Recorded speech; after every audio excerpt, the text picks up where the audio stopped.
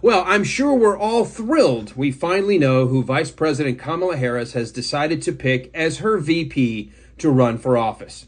No, not the Jewish guy. No, not the governor of Pennsylvania. Not the governor of a swing state that you would think she'd want to shore up and try to lock in to try to make sure that she could, get some more electoral votes. Not the guy that was a little bit younger and thought of as more of a moderate. No. See, the guy that was convinced that if he could just maybe pull back away and spent the weekend just about disavowing his Jewish heritage, he wasn't going to be the pick. I mean, come on. You've got the whole pro-Hamas, pro-terrorist, pro-Palestine wing of the Democrat Party. You've got an entire voting bloc underneath the squad that would not sit still for a Jewish running mate. Come on. Nope, she's picked somebody, the DEI hire herself, who got the DEI promotion. Well, she decided to go with the DEI hire herself. She decided she needed an older-looking white dude to complement the ticket. And by the way, when I mean compliment, I don't mean like somebody who's going to tell her, you look good today. I don't mean with an I mean with an E, to complement. Someone who was going to fit side by side and merge seamlessly with her particular Marxist socialist ideology. So who better to pick than a rising socialist himself, Governor Tim Walz of Minnesota. Yes, Mr. BLM Summer of Love. We love riots. We love burning. We love mostly peaceful protests. We hate the police. We should defund them. The guy who doesn't think that we should criminalize crossing into the border. He wanted to buy ladders for people to get into our country illegally, and he loved the idea of sanctuary cities and sanctuary states.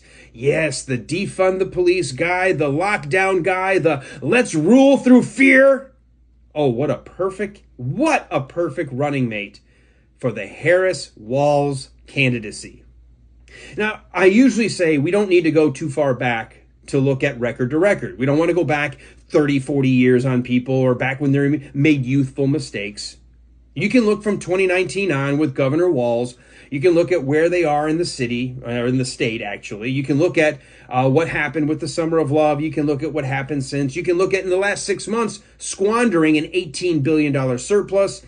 All the kindergartners who started during the 2020 lockdowns, they all tested recently for grade level reading, and 53% of those kids can't read at grade level.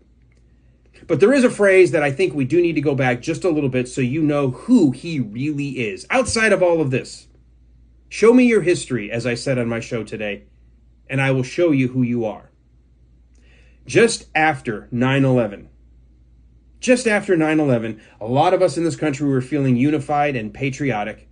Tim Walz decided to sign up for the National Guard. And then he decided to sign up and re-enlist for that 6-month window. He wanted to be in for another 6 years, not 6 months, 6 years. And here's the problem.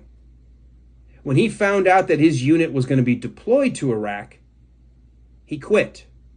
He'd been given a position of power and authority to try to mentor these troops and was a senior leader.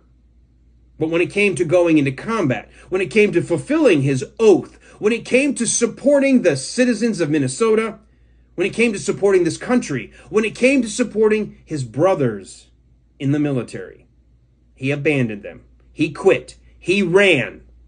He tried to then run on his record as being pro-military because he served, but he was a quitter.